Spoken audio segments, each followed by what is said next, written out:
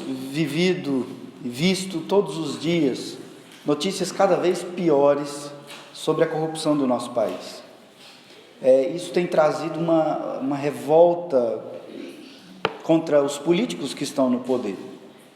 E nós bradamos e vemos toda sorte de manifestações contra os políticos corruptos nas redes sociais e de toda forma.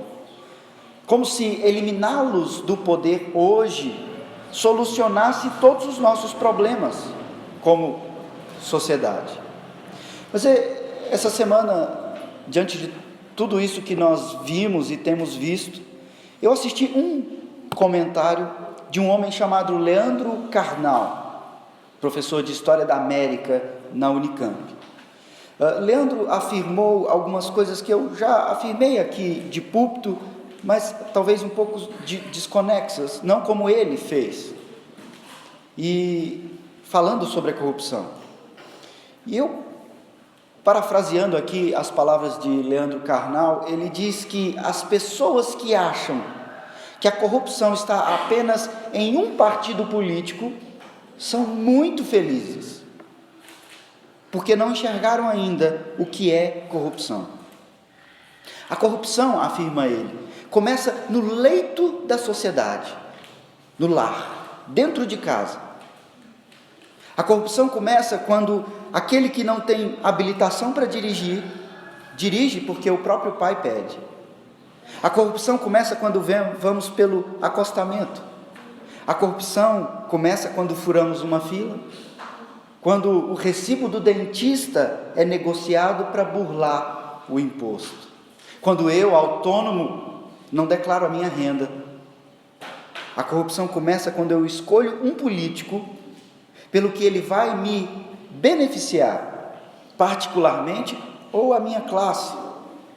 A corrupção está no atestado médico falso, para matar aula ou serviço por um motivo supostamente justo. A corrupção continua quando eu assino a lista de presença pelo meu amigo que não chegou ainda.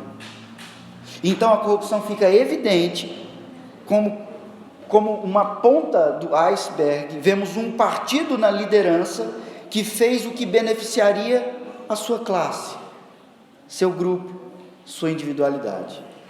Exatamente porque o povo os colocou lá em busca de benefício individual e de sua classe, e não para o governo de todos. E ele terminou dizendo que se a corrupção fosse de apenas um grupo político, de um partido, ele seria ainda assim uma pessoa profundamente feliz, pois ele saberia que eliminando aquele grupo, nós teríamos justiça no nosso país. Esse texto de Mateus nos mostra a corrupção no julgamento de Jesus, a corrupção dos sacerdotes, a corrupção do povo e a corrupção do governo para condenar o nosso rei justo e fiel, Jesus Cristo. O único que pode governar sem corrupção e tem nos convocado em sua palavra para viver agora sem nos deixar a corromper. Veja o verso 11. Jesus estava em pé ante o governador e este o interrogou dizendo: és tu o rei dos judeus? Respondeu-lhe Jesus: tu o dizes. Jesus é o rei, o que governa, o governante de todas as coisas.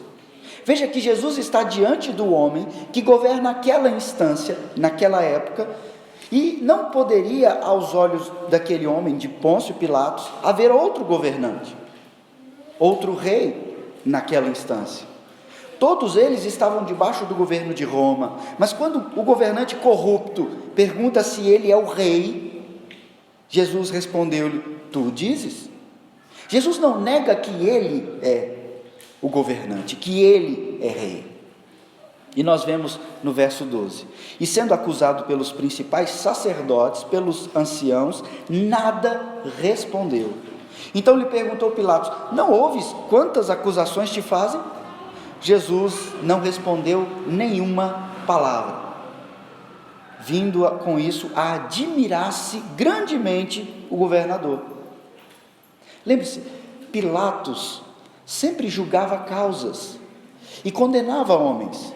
E ele estava acostumado aos criminosos que sempre dizem: eu sou inocente, eu não tenho culpa.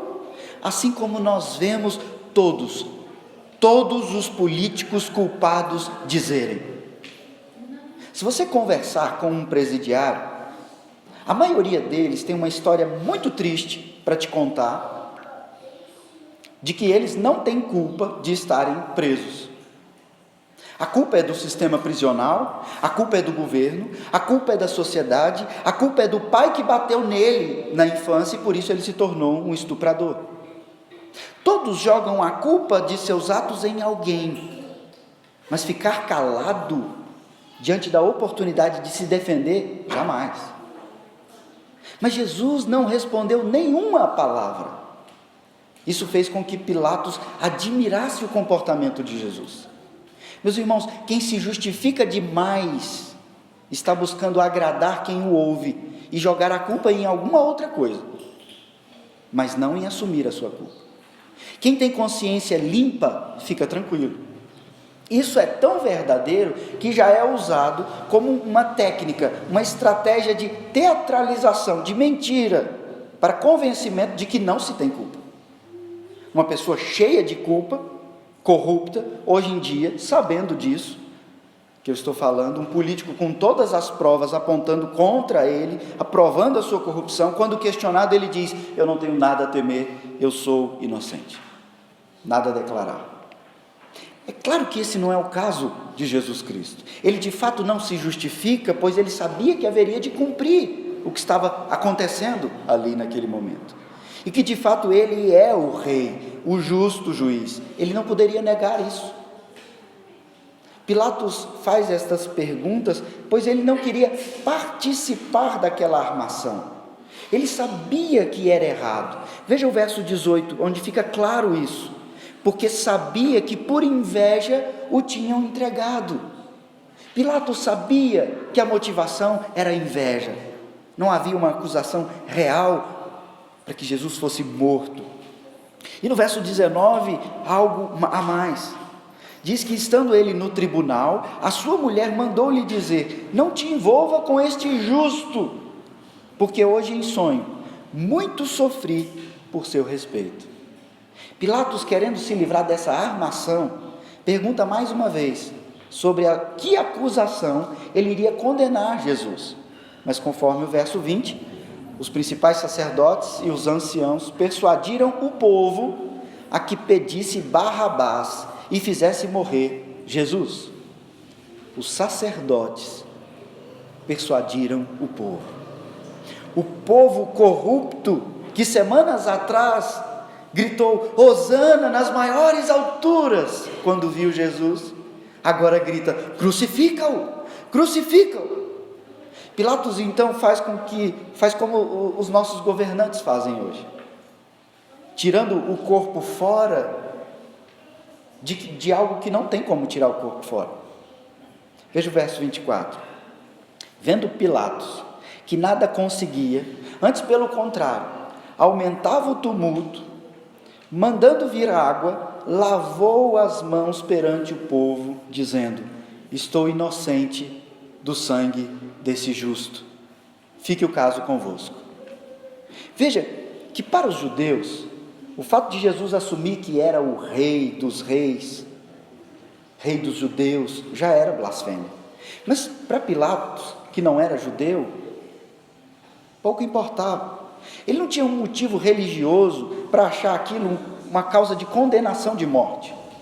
Por isso ele insiste em perguntar, para achar um motivo legal de condenação, e não encontrando, ele diz: eu lavo as minhas mãos.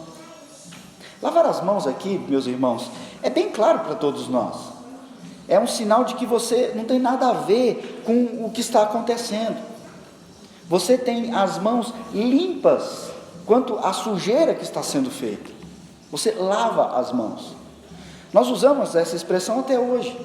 E ele de fato lavou as mãos na tentativa de tirar qualquer culpa das suas costas. Mas isso não é possível, uma vez que ele é o governador corrupto. O responsável pode lavar as mãos quantas vezes for, mas a responsabilidade ainda é dele. Ele é o líder, a autoridade instituída por Deus. Judas diz: pequei contra sangue inocente, se suicidou. Pilatos diz: lavo as minhas mãos, e deixa Jesus morrer. Não adianta, a culpa é deles também. Omissão não é solução. Aqui cabe lembrar um princípio que nós temos visto em vários textos. Maridos, pais, homens, omissão não é solução. Fazer o que Adão fez, culpando Eva, não lhes tira a responsabilidade dada por Deus. Não adianta lavar as mãos e ficar calado. Adianta assumir a postura e resolver o que precisa ser resolvido, biblicamente. E eu pergunto, na sua vida você tem lavado as mãos diante de injustiças? Você lava as mãos diante dos pecados dos seus filhos? Você lava as mãos na faculdade aos estudantes, no esquema de colegas para burlar o sistema, ou as provas, ou a frequência? Você lava as mãos quanto ao lixo que jogam nas ruas? Você lava as mãos quanto ao patrimônio da nossa igreja? Você tem lavado as mãos? Nós temos muitas vezes, meus irmãos, lavado as mãos e fugido da responsabilidade de fazer diferença responsável onde Deus nos colocou. Pois bem, nós vemos aqui no texto a corrupção do poder público desde sempre. Então cabia outro alerta bíblico nesse texto.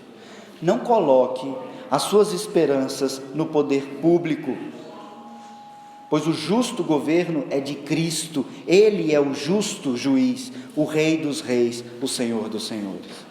E Ele há de vir para julgar os vivos e os mortos.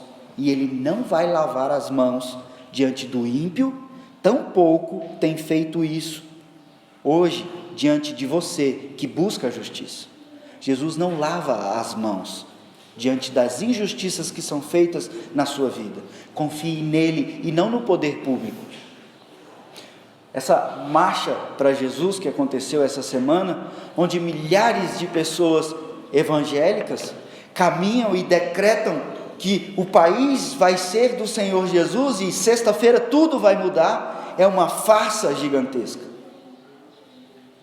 Jesus está deixando bem claro que o homem é corrupto, que o governo é corrupto e que ele é justo.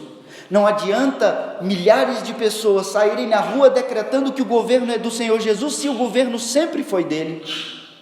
E os ímpios estão sendo injustos e cometendo injustiças para a sua própria condenação. O nosso país não vai melhorar comigo gritando nas ruas que o país pertence a Jesus. Isso não é bíblico. Tudo pertence ao Senhor.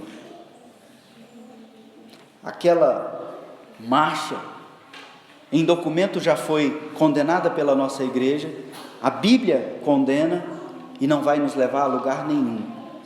Ela tem propósito puramente financeiro e político, e para aumento do número de pessoas que frequentam a igreja dos líderes que organizam aquele movimento. O nosso país tem sido governado por homens corruptos para que se manifeste a glória de Deus em nós, o povo justo de um Deus justo. Portanto, no injusto julgamento de Cristo, o foco do texto é nos mostrar como se deu de forma corrupta a condenação do único justo e nos revelar que ele, em sua justiça, foi injustiçado pela corrupção dos homens, para que você deixe de ser corrupto, você, a partir dos seus menores atos, e não jogar a culpa no outro, ou no governo, ou no presidente, ou no prefeito. Só em Jesus, meus queridos, nós conseguiremos viver vida justa, trabalharemos de maneira correta, educaremos nossos filhos, viveremos nos afastando da corrupção no nosso lar, dos DVDs piratas, no nosso trabalho, na nossa sociedade, não lavando as mãos, mas buscando a justiça em Jesus, o justo, nos orientando e tendo como pressuposto, como cosmovisão, a Bíblia. Somente sendo fiel a Cristo em sua palavra, você conseguirá viver vida justa, confiando nele, vivendo sem se corromper para benefício terreno. E quando você estiver sendo injustiçado, espere nele, espere no Senhor, faça o que tem que ser feito de maneira correta, mas aguarde nele, não se corrompa, porque os fins não justificam os meios.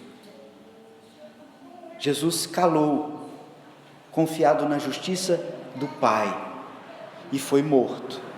Confie também em Deus, Ele tem o controle de todas as coisas, e há de fazer justiça para com todos os justos. Confie em Deus, espere nele, e viva de maneira reta a palavra dele, e Ele te abençoará. Vamos orar?